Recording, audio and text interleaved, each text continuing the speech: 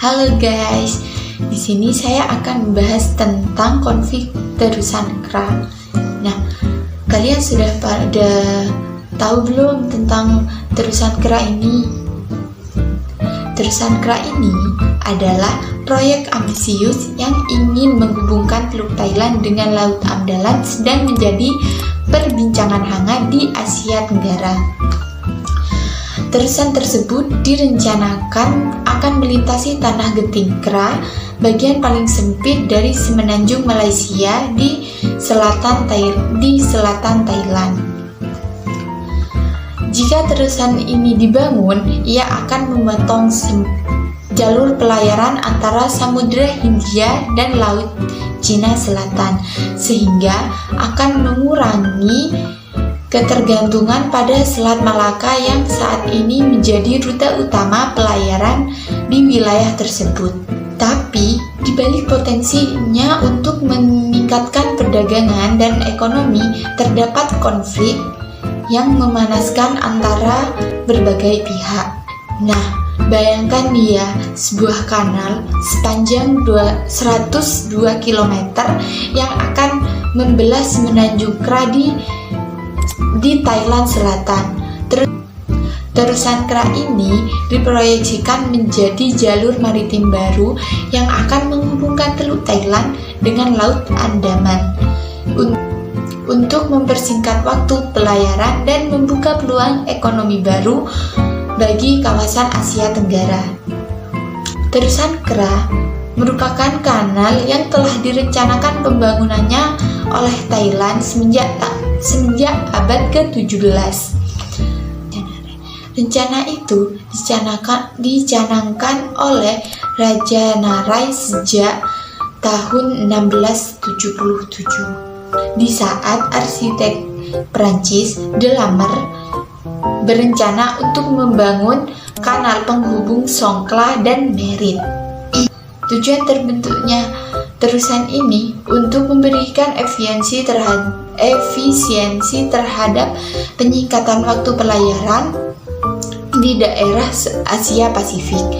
Tapi sayangnya setelah perencanaan itu terjadi beberapa masalah yang timbul di Thailand, mulai dari masalah ekonomi, masalah politik, hingga investasi perencanaan yang dibuat tutupnya proyek tersebut. Terusan kera ini juga menjanjikan keuntungan ekonomi yang cukup besar, yaitu dengan waktu pelayaran yang lebih singkat. Ini akan menurunkan biaya logistik, meningkatkan perdagangan maritim, dan mendorong investasi di berbagai sektor. Proyek dari terusan kera ini juga akan menghemat waktu perjalanan hingga mencapai 72 jam atau sejauh 1.200 km. Nah, negara-negara di kawasan Asia Tenggara sendiri seperti kayak Thailand, Vietnam, Myanmar, dan Kamboja itu juga diprediksikan mendapatkan manfaat yang besar dari akses maritim yang lebih mudah dan efisien ini. Sampai sekarang Indonesia masih memiliki peluang yang cukup besar apabila terusan kera berhasil dibangun, yaitu dengan cara memanfaatkan Pelabuhan Sabang di Aceh dan Pelabuhan Kuala Tanjung di Sumatera Utara sebagai pelabuhan berstandar internasional. Kemudian Cina sendiri nih yang mendanai proyek ini melihatnya sebagai peluang untuk memperluas pengaruhnya di kawasan Asia Tenggara sendiri. Terusan kera dapat menjadi bagian dari Belt and Road Initiative atau BRI Cina yang bertujuan untuk meningkatkan konektivitas global. Jadi di balik potensinya ini, terusan kera juga memicu konflik antara berbagai pihak. Salah satunya Singapura, karena Singapura ini mengandalkan Selat Malaka sebagai jalur pelayaran utama nih. Nah, terusan Singapura ini khawatir bahwa terusan kera akan mengalihkan lalu lintas maritim terutama dari Timur Tengah dan Eropa yang sebelumnya melewati Selat Malaka dan menggunakan jasa pelabuhan dan logistiknya di Singapura. Sedangkan dari arus lalu lintas di Selat Malaka sendiri saat ini bisa mencapai hingga sekitar 70.000 hingga 80.000 kapal yang transit setiap tahunnya. Malaysia juga yang berbatasan langsung dengan Thailand di semenanjung Kera juga memiliki kekhawatiran terkait lingkungan dan keamanan. Masyarakat di Thailand Selatan sendiri juga memprotes proyek ini bahwa karena ini tuh berpotensi merusak ekosistem dan budaya lokal.